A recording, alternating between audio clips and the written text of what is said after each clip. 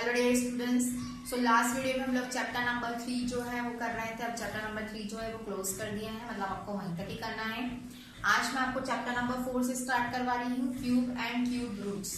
ठीक है, अभी देखिए हम लोगों ने थर्ड चैप्टर में क्या पढ़ा था, square and square roots. Square का मतलब क्या होता है, 2। ठीक है, किसी की भी पावर कितनी होती है, 2। इसका स्क्वायर बोला है मैंने, 2 का स्क्वायर। इट मीन्स आप क्या लिखेंगे, 2 की पावर 2। ठीक है, 10 का स्क्वायर मीन्स क्या लिखेंगे, 10 की पावर 2। लेकिन अगर आपने बोला है क्यूब एंड क्यूब रूट्स, ठीक है, चैप्टर नंबर जो 4 है cube and cube roots, CUBE cube. अगर क्यूब बोला हुआ है, जैसे अगर मैंने बोला 2 का क्यूब, ठीक है, क्यूब ऑफ 2, तो यहाँ पर आप 2 की पावर यहाँ पर क्या लिखेंगे, 3 लिखेंगे। ठीक है, अगर स्क्वायर बोला है इट मीन्स कितना है, 2। अगर मैंने क्यूब बोला है इट मीन्स कितना है, 3। तो आप लोगों ने फर्स्ट मतलब इसके जो प्रीवियस चैप्टर था, थर्ड चैप्टर, उसमें आप लोगों ने स्क्वायर के बारे में पूरा स्टडी किया था कि स्क्वायर जो है वो कैसे फाइंड आउट करते हैं, स्क्वायर रूट कैसे फाइंड आउट करते हैं। इस चैप्टर में आपको क्यूब पढ़ना है और उसका क्यूब रूट पढ़ना है कि किसी भी नंबर की पावर 3 है तो उसको आप कैसे सॉल्व करेंगे, और अगर उसका क्यूब रूट निकालना है तो कैसे निकालेंगे। जैसे यहाँ पर 2 की पावर 3, ठीक है, अब इसको आपको सॉल्व करना है, मतलब 2 की पावर कितने लिखी है, यहाँ पर 3 लिखी है। इट मींस आप इसको कितने टाइम्स लिखेंगे, 3 टाइम्स लिखेंगे। फिर क्या करेंगे, मल्टीप्लाई करेंगे, 2 2 जा 4, 4 2 जा 8। तो कितना आंसर आया है, 8 आंसर आया है। मतलब जो 2 का क्यूब होता है वो कितना होता है, 8। जैसे आप लोगों ने स्क्वायर लर्न किए थे, 1 का स्क्वायर 1, 2 का 4, 3 का 9, 4 का 16। इसी तरीके से आपको सभी के क्यूब भी लर्न करना है। ठीक है, जैसे 2 का क्यूब है वो 8 है, 3 का कितना है 27 है, ठीक है, 4 का कितना है 64 है, 5 का 125। इस तरीके से आपको सारे जितने भी नंबर से, जैसे आपने स्क्वायर्स लर्न किए हुए थे वैसे ही आपको नंबर्स की क्या लर्न करने हैं, क्यूब लर्न करना है। ठीक है, क्यूब मतलब नंबर्स को आपको 3 टाइम्स लिखना है और उसको क्या करना है, मल्टीप्लाई करना है। जैसे वहां पर स्क्वायर था तो 2 टाइम्स लिखा था, वैसे ही क्यूब में आप कितने टाइम्स लिखेंगे, 3 टाइम्स लिखेंगे। तो यही क्या है, क्यूब एंड क्यूब रूट्स है। क्यूब से देखिए, अब मैं एक और आपको डायग्राम से भी समझा देती हूँ। देखिए जो स्क्वायर होता है, जो हम लोगों ने फर्स्ट चैप्टर में पढ़ा, स्क्वायर ये वाला, ठीक है, स्क्वायर जिसकी 4 साइड्स क्या हो, इक्वल हो। और अगर स्क्वायर का हम अगर 3D फॉर्मेशन लेते हैं, देखिए जो स्क्वायर है वो क्या है, 2D फॉर्मेशन है। मतलब यहाँ पर केवल आपको 2 साइड दिख रही है। ठीक है, 2 साइड कौन सी, एक दिख रही है आपको ये लेंथ, एक क्या दिख रही है आपको, ये ब्रेथ दिख रही है। ठीक है, ये लेंथ है और ये क्या है, ब्रेथ है। ठीक है, तो ये जो स्क्वायर है वो कौन सा शेप होता है, 2D शेप होता है। 2D, डी का मतलब क्या होता है, डायमेंशन। कितने डायमेंशन यहाँ पर, 2 डायमेंशन है, एक डायमेंशन है लेंथ और एक डायमेंशन क्या है आपका, ब्रेथ। ठीक है, तो जो स्क्वायर है वो कौन सा शेप है आपका, 2D शेप है। लेकिन अगर आप इस 2D शेप को 3D शेप बनाते हैं तो वो कुछ इस तरीके से बनता है। ठीक है, तो ये जो शेप है, ये शेप क्या कहलाता है, क्यूब कहलाता है। ठीक है, ये शेप क्या है, क्यूब है, और ये शेप क्या है, स्क्वायर। तो स्क्वायर और क्यूब में क्या डिफरेंस है, देखो दोनों जो है वो सेम है। यहाँ पे भी जितनी भी साइड्स है वो सभी इक्वल है, यहाँ पर भी जितनी साइड से सभी इक्वल है। लेकिन दोनों में डिफरेंस क्या है कि यहाँ पर आपकी 2 डायमेंशन की लेंथ और ब्रेथ था, लेकिन यहाँ पर आपकी 3 डायमेंशन। देखिए 3 डायमेंशन कैसे, ये जो है ये तो लेंथ है और ये क्या है, ब्रेथ है। ठीक है, जैसे यहाँ पर वैसे हमने वहां पर डिनोट किया। इसमें जो थर्ड साइड है ये देख सकते हैं आप, ये वाली। ठीक है, ये वाली जो है ये साइड कहलाती है एच, एच फॉर क्या, हाइट। ठीक है, मतलब जो 3D फॉर्मेशन होता है उसकी हाइट होती है, लेकिन 2D की हाइट नहीं होती, केवल आप इसका लेंथ और ब्रेथ जो है वो मेजर करता है। जैसे ये बोर्ड ही ले लेते हैं, अगर ये बोर्ड है तो ये किस फॉर्म में है, 2D फॉर्म में, क्योंकि आपको केवल इसका लेंथ दिख रहा है और इसकी क्या दिख रही है, ब्रेथ दिख रही है। ठीक है, अगर आप इसकी हाइट देखते हैं तो बहुत ही छोटी है, मतलब लेंथ और ब्रेथ के कंपैरिजन में बहुत ही नेग्लिजिबल है। उस तरीके से अगर आप फ्लोर की बात करते हैं, ठीक है, जमीन की बात करते हैं, तो जमीन में भी केवल लेंथ है और क्या है, केवल ब्रेथ है। लेकिन अगर आप पूरे रूम की बात करते हैं तो रूम में कितने डायमेंशन होंगे, 3 डायमेंशन होगी। रूम की लेंथ होगा, रूम का ब्रेथ होगा और रूम का क्या होगा, हाइट होगा। ठीक है, तो रूम क्या है, 3D फॉर्मेशन है, और अगर फ्लोर की बात कर रहे हैं तो वो क्या है, 2D फॉर्मेशन है। ठीक है, तो जो स्क्वायर होता है उसका 2D फॉर्मेशन, सॉरी इसका ही 3D फॉर्मेशन क्या कहलाता है, क्यूब कहलाता है, उसमें 3 डायमेंशन होती है। ठीक है, तो अब क्यूब से क्या समझते हैं, जिसमें 3 डायमेंशन होती है, जिसको आपको 3 टाइम्स लिखना है। ठीक है, तो ये लेंथ, ये क्यूब, सॉरी ये स्क्वायर है और ये क्या है, क्यूब है। वैसे ही आपका रेक्टेंगल, रेक्टेंगल का 3D फॉर्मेशन क्या होता है, क्यूबॉइड होता है, वो हम नेक्स्ट चैप्टर्स में पढ़ेंगे। तो यहाँ पर जो है क्यूबिक मीटर, देखिए यहाँ पर अगर ये जो दिया हुआ है, बॉक्स दिया हुआ है, सपोज ये कितनी है 1 सेंटीमीटर का, 1 सेंटीमीटर का बोला है, मतलब इसकी जो लेंथ, ब्रीथ और हाइट तीनों जो है वो 1 सेंटीमीटर के हैं। लेंथ, ब्रीथ और हाइट ये तीनों क्या है 1 सेंटीमीटर के हैं। लेंथ 1 सेंटीमीटर, ब्रीथ भी 1 सेंटीमीटर और हाइट भी 1 सेंटीमीटर। अब देखिए इतना है, अब इसको अगर मैं मल्टीप्लाई करती हूँ तो 1 का मल्टीप्लाई 1 में 1, 1 का मल्टीप्लाई 1 में 1, तो 1 लिखूंगी। अब यहाँ पर ये सेंटीमीटर कितने टाइम्स लिखा हुआ है 3 टाइम्स, तो क्या मैं 3 टाइम्स सेंटीमीटर सेंटीमीटर सेंटीमीटर इस तरीके से ना लिखकर मैं कैसे लिखूंगी सेंटीमीटर क्यूब। ठीक है, मैंने लिखा है सेंटीमीटर की पावर कितनी 3, इसका मतलब ये हुआ कि सेंटीमीटर कितने टाइम्स है 3 टाइम्स है। अब सेंटीमीटर 3 टाइम्स से मतलब लेंथ का 1 सेंटीमीटर, एक ब्रीथ वाला और एक कौन सा हाइट वाला, तो 1 सेंटीमीटर क्यूब। क्या रेट करेंगे इसको 1 सेंटीमीटर क्यूब। इसको लिखने के दो तरीके, आप सेंटीमीटर की पावर क्या लगा दीजिए 3 लगा दीजिए, और अगर आपको पावर 3 नहीं लगानी है तो आप क्या लिखेंगे 1 क्यूबिक सेंटीमीटर। ये दोनों जो है वो क्या है इक्वल। ठीक है, तो ये जो है ये जो 3 कहलाता है ये क्या कहलाता है क्यूब कहलाता है।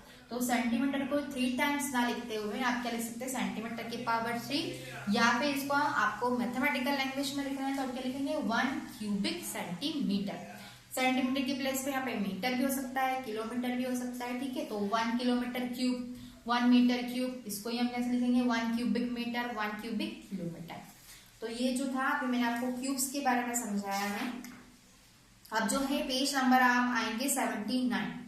पेज नंबर 79 जो है प्रॉपर्टीज ऑफ क्यूब्स दिया हुआ है। यहाँ पर क्या करना है आपको सारे जो क्यूब्स है वो लर्न करने हैं।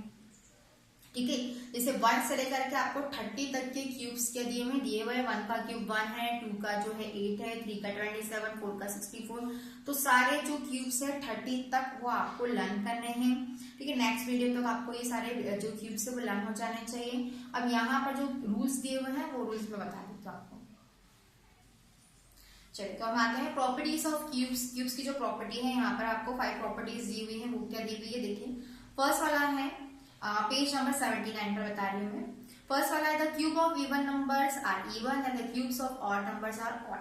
जो इवन नंबर्स है उसके क्यूब हमेशा इवन नंबर रहेंगे और ऑड नंबर्स के क्यूब्स कैसे रहेंगे ऑड। जैसे 2 क्या है एक प्रॉपर्टी नंबर फर्स्ट, 2 क्या है इवन नंबर है, तो इसका जो क्यूब होगा वो ऑलवेज क्या होगा इवन नंबर होगा, मतलब कितना होगा 8। 3 क्या है एक ऑड नंबर है, तो 3 का क्यूब कितना होगा 27, हमेशा कितना होगा ऑड नंबर होगा। तो फर्स्ट वाला रूल जो है बहुत ही सिंपल है कि इवन नंबर्स का क्यूब्स इवन होगा और ऑड नंबर के क्यूब्स ऑड होंगे। सेकंड पर आते हैं the cubes of a number having their unit digits 1, 4, 5, 6, 9 and 0। देखिए सेकंड है कि अगर किसी नंबर के लास्ट में कौन कौन से नंबर हो 1, 4, 5, 6, 9 एंड 0। 1, 4, 5, 6, 9 और 0। ठीक है, ये 5 नंबर्स हो। The cubes of a number having their unit digit 1, 4, 5, 6, 9 and 0 have the same unit digits. For example, देखिए अगर किसी नंबर्स के लास्ट में नंबर्स हैं तो उनके जो क्यूब होगा उनके क्यूब में भी वही नंबर होगा। जैसे 1 का अगर क्यूब निकालता है तो 1 का क्यूब क्या होगा 1 होगा। अब यहाँ पर दिया हुआ है 14 का क्यूब अगर आप निकालते हैं तो वो कितना है 2744। तो देखिए 14 के लास्ट में यूनिट डिजिट में क्या है 4 है, तो उसके क्यूब में भी लास्ट में क्या दिया हुआ है 4 दिया हुआ है। 5 अगर हम 5 का ही लेते हैं 5 का क्यूब कितना होगा 125। यूनिट डिजिट पर क्या है 5 है, तो उसकी क्यूब में भी यहाँ पर क्या है 5 है। और भी बहुत सारे एग्जाम्पल्स दिए हुए हैं। 10 में तो 0 होगा ही क्योंकि लास्ट में 0 है, तो वहां पर भी 0 ही आना। 29 का क्यूब जो दिया हुआ है 24,389, यहाँ पर लास्ट में 9 है, तो यहाँ पर इसी क्यूब में भी क्या दिया हुआ है 9 दिया हुआ है। तो अगर कौन कौन से नंबर अगर यूनिट डिजिट्स पर ये 5 नंबर्स हो, ठीक है, ये 6 नंबर्स हो 1, 4, 5, 6, 9 और 0, तो उसके लास्ट डिजिट पर भी मतलब उसके क्यूब्स के लास्ट डिजिट में भी यही नंबर्स होता है। ठीक है, अब रूल नंबर 3 पर आते हैं। रूल नंबर 3 दिया हुआ है the cubes of the numbers having unit digit as a 3 having unit digit 7 and the cubes of the number having 7 as a unit digits have unit digit 3। अगर यहाँ पर देखिए उल्टा है, अगर किसी नंबर का यूनिट डिजिट क्या है 3 है, तो जब आप उसका क्यूब करेंगे तो क्यूब करने पर लास्ट डिजिट क्या होगा 7 होगा। जैसे 3 का क्यूब किया तो यहाँ पर कितना आया 27। इस तरीके से एक और एग्जांपल है, अगर 13 का क्यूब करते हैं तो कितना है 2197, यहाँ पे कितना है लास्ट में 7। अगर यूनिट डिजिट 3 है तो उसके क्यूब में लास्ट डिजिट क्या होगा 7 होगा, और अगर यूनिट डिजिट 7 है तो उसके क्यूब में लास्ट डिजिट क्या होगा 3। जस्ट वाइस वर्सा है, जैसे 7 का क्यूब होता है 243, ठीक है, सॉरी 343 होता है 343। अब 17 का क्यूब, देखिए 17 का क्यूब लिखा हुआ है यहाँ पर 4913, तो उल्टा है, अगर यूनिट डिजिट में 3 है तो उसका क्यूब 7, और अगर यूनिट डिजिट में 7 है तो उसका क्यूब कितना होगा 3 होगा, ठीक है। तो ये कौन सा था, रूल नंबर 3 था। रूल नंबर 5 पर आते हैं, जैसे रूल नंबर 3 है वैसे ही लगभग सेम ही है। The cubes of the number having 2 as a unit digit have unit digits 8, and the cubes of the number having unit digit as 8 have unit digits 2. अगर numbers के